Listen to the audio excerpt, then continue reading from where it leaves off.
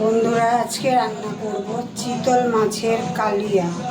মাছ ভালো করে ধুয়ে নুন হলুদ আর অল্প একটু কাঁচা সর্ষের তেল দিয়ে মাছটাকে মেখে রেখেছি। এবার মাছটা ভেজে নেব। কড়াই বসিয়ে দিয়েছি, সর্ষের তেল দিয়ে দেবো। তেলটা একটু বেশি পরিমাণে দিতে হবে, মাছগুলো যেহেতু তেলের মধ্যে একটু ডুবু ডুবু করে ভাজতে হবে।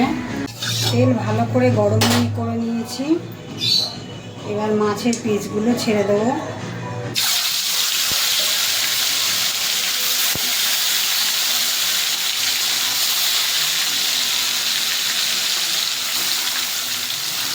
মাছ ভাজা হয়ে গেছে, তুলে নেব।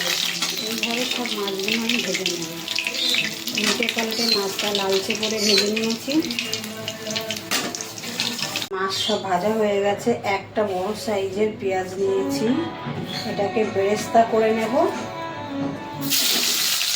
এবার তুলে নেব। একটু শুকনো লঙ্কা আর গোটা জিরে,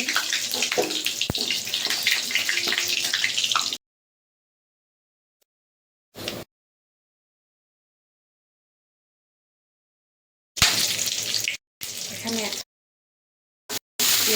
পেঁয়াজের কাটা গন্ধ চলে গেছে। এখানে আমি আদা, পাকা লঙ্কা এটা নিয়ে নিয়েছি, বেটে নিয়েছি। চাইলে রসুন স্বাদ মতো লবণ দিয়ে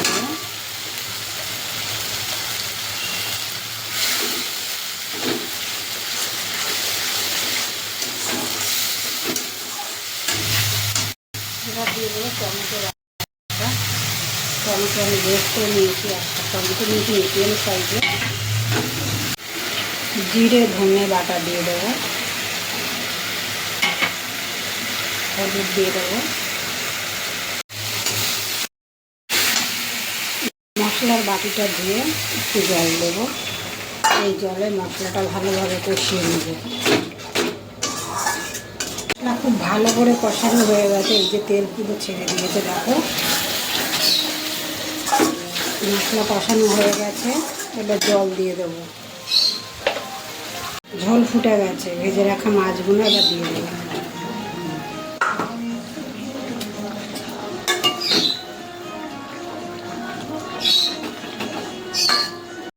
চিতল মাছের কালিয়া হয়ে গেছে। এবারে দিয়ে দেব অল্প করে একটু গরম মশলার গুঁড়ো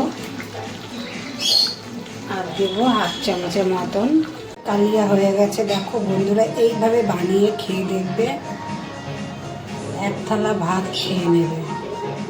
যদি ভিডিওটি ভালো লেগে থাকে কমেন্ট করে পাশে থেকো।